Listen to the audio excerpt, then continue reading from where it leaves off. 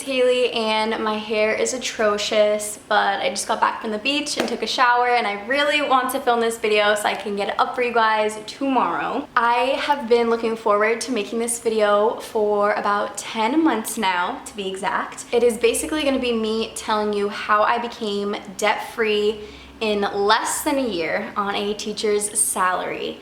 I have a lot of disclaimers to make. My experience is not going to be everyone else's experience. Everyone has different amounts of debt, different living situations, different circumstances. So I will share my circumstances just so you can get a feel of if this is something that would work for you.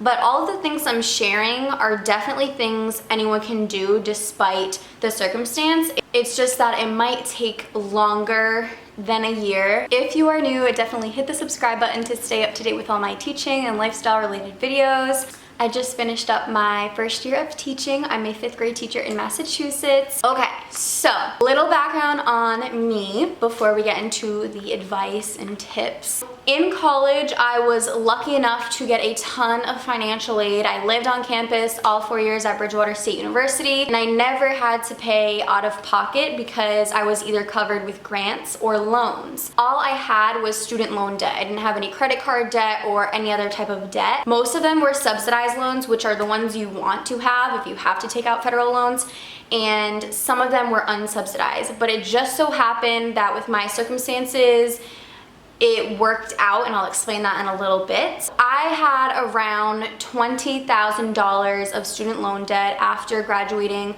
with my bachelor's degree. Considering the fact that I was able to live on campus all 4 years and have that experience, I think that's like a pretty low amount of loans to have. So I'm really grateful that I got a lot of grants. So $20,000 of debt after my bachelor's degree. And then right after I graduated, I was looking into my master's program because in Massachusetts, teachers have to get their master's degree within 5 years of teaching. So whether I wanted to get my master's degree or not, I had to, and I kind of just wanted to get it over with. I wanted to do it as quickly and as cheaply as possible. So I looked into WGU, which is Western Governors University. I think it's based in Utah, but it has a lot of great online degree programs. I do plan to make a video about my experience with WGU, so definitely stay tuned for that. A lot of you asked me questions on Instagram about it, and I do highly recommend going through them if you want to kind of just get your master's over with, honestly. I did 2 semesters at WGU, and I'm wrapping up right now. This is my 2nd semester. I'll be finished. I'm just waiting on my last task to come back and I'll be done. So I'm so excited. But with that, of course, came more loans. I wasn't paying out of pocket. I was still getting loans by doing my FAFSA and getting them through financial aid. So after 2 semesters of WGU, that's another $6,000 something added on to my loans, but I was paying them as I was going, so I kind of wasn't really seeing that. But overall, I have paid off $26,000 plus of student loans. I don't know the exact amount, but I know they're all paid off, and that's all I care about at this point. I started paying off my loans in September, and I thus officially made my last payment yesterday, which was June 28th. I am debt-free. I'm so happy. It doesn't feel real, but it's real. I'm trying to give my background as quickly as possible so I can get right into the advice for you guys and what I did to become debt-free. But it's just super important to make these disclaimers. I am one person. I don't have any children. I knew I wanted to be debt-free in 1 year and just get it out of the way. I knew it was possible because I was living at home.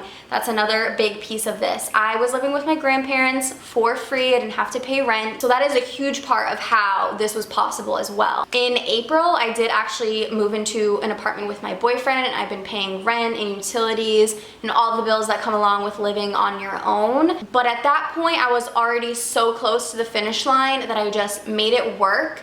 It wasn't like I had $26,000 left. I was down to like $5,000. If right out of college I decided I wanted to get my own apartment, I definitely wouldn't have been able to pay off my loans as quickly as I did living with my grandparents for free. We all know COVID-19 has taken many lives, and it's not something to be grateful for whatsoever. But one good thing to come out of it was that you were not required to make any payments on your student loans, and interest has been set at 0%. So no federal student loans have been compiling interest since whenever they put that into action. I think it was even before I started paying off my student loans. I started paying them off in September. I think at that point interest was already frozen. Not having interest piling up also helped. That $26,000 that I paid off was truly just principal balance. That really wasn't any interest. There might have been a little bit of interest in there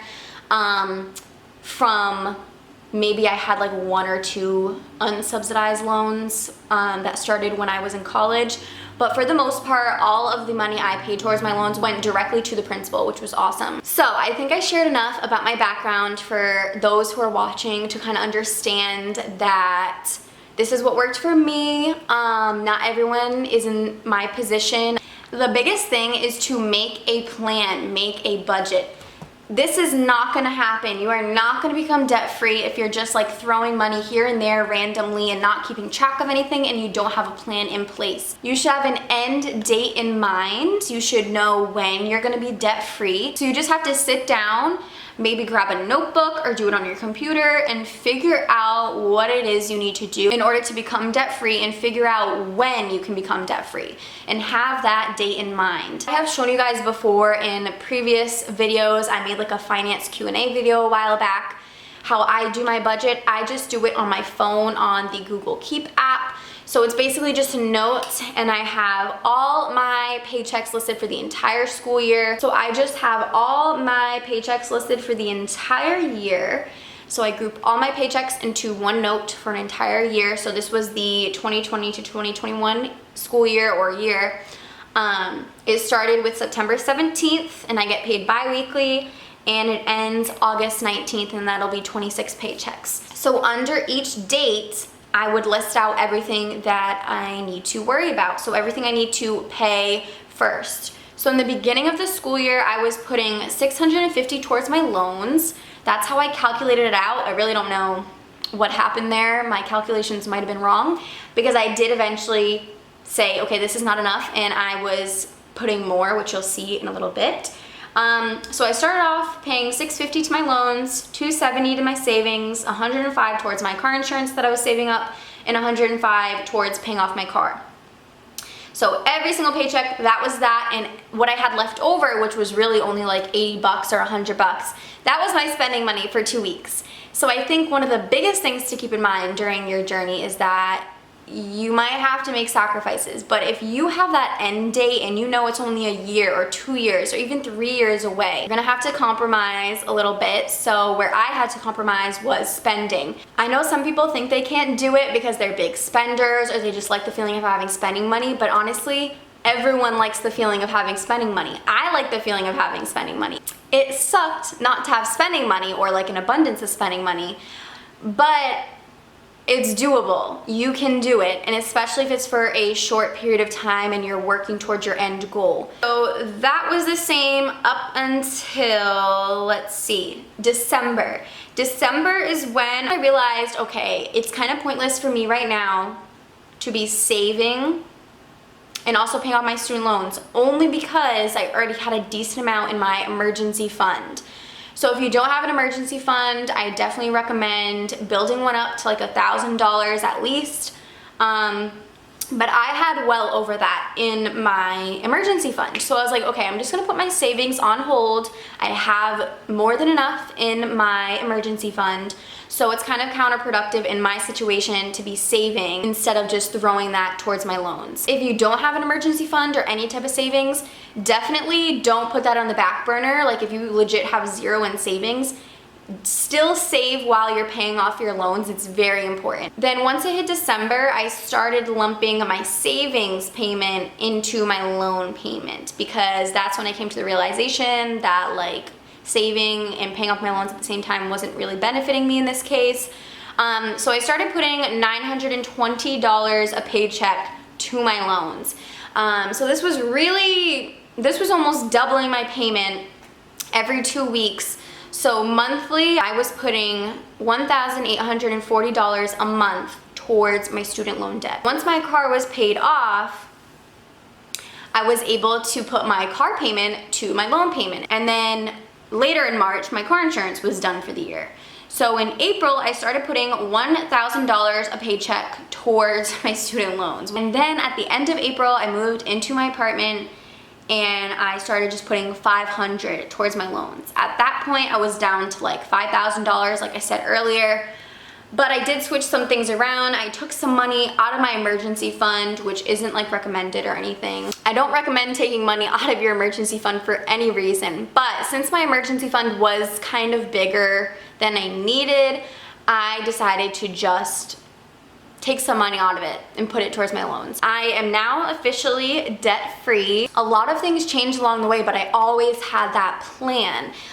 So even though I changed things, it was always for the sake of either paying off my loans sooner or just working around life circumstances. So always have a plan, have a budget. It's okay if that plan or that budget changes, but always keep your eye on the prize, and that is being debt-free. Wow, so that was literally number one on my list. I feel like I've been rambling forever. My second tip is to use a tracker to keep track of your progress. This is super motivating. I posted my tracker monthly on my Instagram stories, and I have a little highlight called Finance, and it is so satisfying to click through each month and see your tracker getting fuller and fuller and closer to your goal. You can find a ton of free printable trackers online. The one that I use for my debt specifically is from debtfreecharts.com, and the one I chose is like a little Tetris thing. My third tip is manifestation. I know not everyone may be into this, but it doesn't hurt. Like, it literally can't hurt, it can only help you. Most of the time when people don't like believe in manifestation or don't want to do it or they're against it or think it's stupid is because they think it takes hard work to do stuff, not just wishing it into existence. Well, guess what? It did take hard work to do this. Obviously, my money didn't come out of nowhere. I was working for my money and I was putting it towards my loans.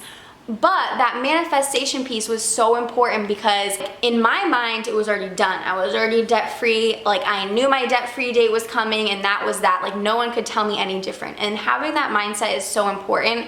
And that's kind of my thing with manifestation. I don't think things happen magically, but I do think you attract certain things. And if I wasn't attracting being debt-free, then it might not have happened as quickly, as intentionally as it did. Definitely look into manifestation, write those affirmations down daily and say them out loud to yourself. I did that every single day. I told myself I am debt-free. And again, it's just all about that mindset of like, it's already yours. You're already debt-free. My next piece of advice is to minimize and be happier with less. So I started getting into my whole decluttering journey a couple summers ago when I read The Life-Changing Magic of Tidying Up, which you may have heard of. And how decluttering comes into play with being debt-free is that you become happier with having less. Like, you don't need stuff to make you happy, and that's a big piece of being debt-free in my opinion, because if you're the type of person that can't sacrifice your spending money for even just, a year or 2 years and kind of keep consumerism to a minimum for a while, it's gonna be harder because you have this desire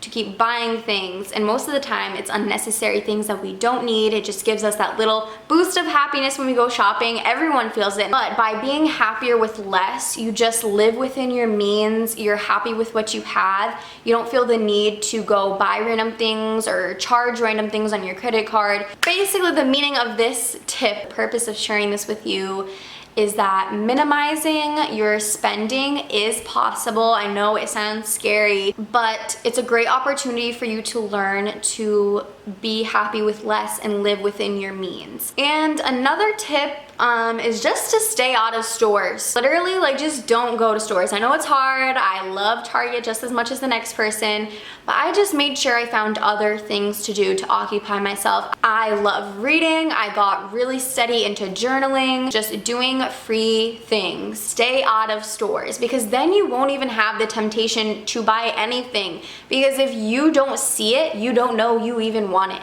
So those are kind of my little tips for becoming debt-free. I think it's obvious that the main thing was that my circumstances were very ideal, and if you have the opportunity, like I said, to live at home for a year or even 2 years after college, do it, because that is the most effective way to pay off your debt. And it's so sad that that's how it is and that's how our country works at this point. But that truly is the quickest and most effective way to become debt free, is if you can live at home for free, you don't have any substantial bills, and you can throw all your money at your debt. I am here to tell you that it is going to suck. Even if you love your family, it is going to suck because you just want your own space.